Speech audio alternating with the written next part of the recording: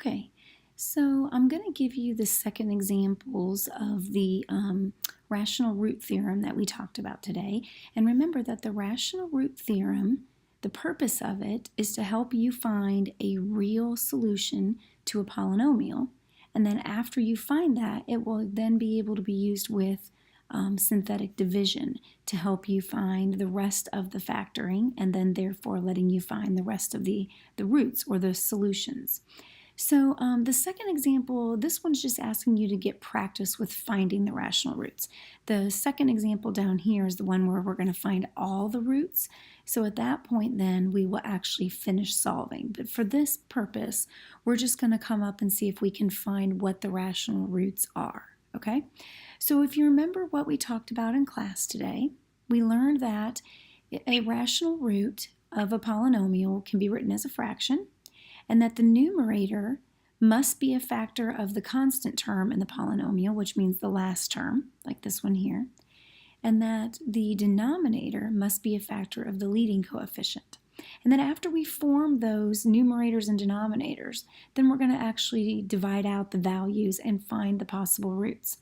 After we find the possible roots, we have to then use our calculator to evaluate the function for each one of those roots until we find the one that gives me a 0.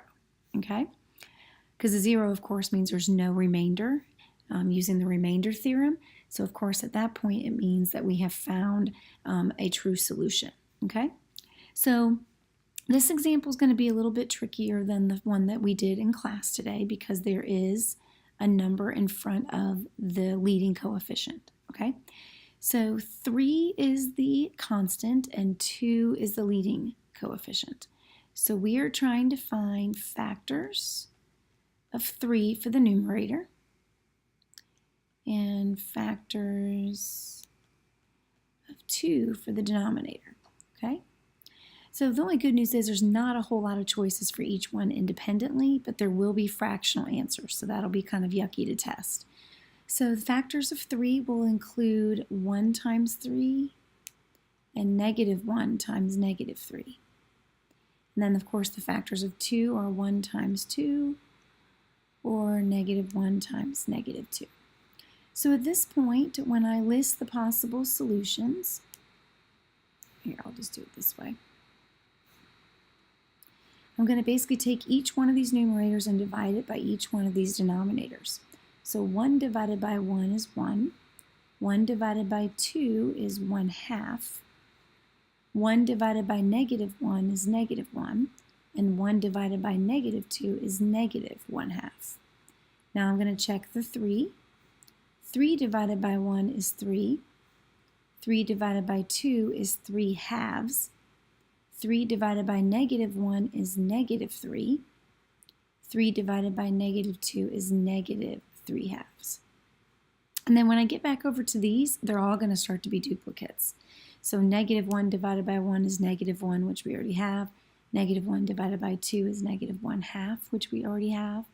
-1 divided by -1 is +1, and -1 divided by -2 is +1/2. And the same thing would happen with the 3's. So this is our possible solutions. So these are the ones I'm going to test out. And again, rather than writing all of this out inside of this polynomial, I'm just going to write that I'm going to evaluate each one. And of course, you know that once you find one, you can stop.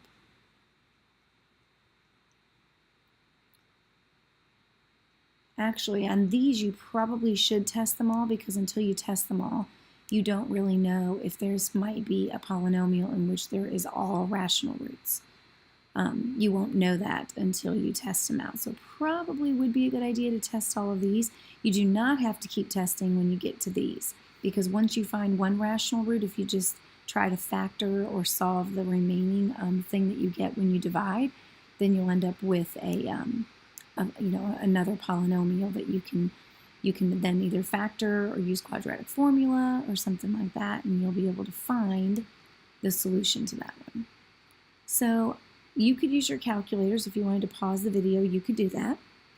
But I'll go ahead and list in here what you would get for these. So again, this means P of 1, which means evaluate the polynomial when 1 is placed in the polynomial up here for the x's. So if I were to place 1 here and here and here and here and then solve this polynomial, I would get that it equals 0. Yay! That one is a rational, okay, rational root.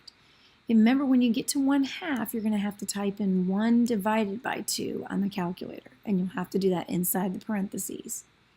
So if you type in 1/2 to every value of x, and you're going to end up with 1.125, so that cannot be a remainder. That's a remainder, so that cannot be a root.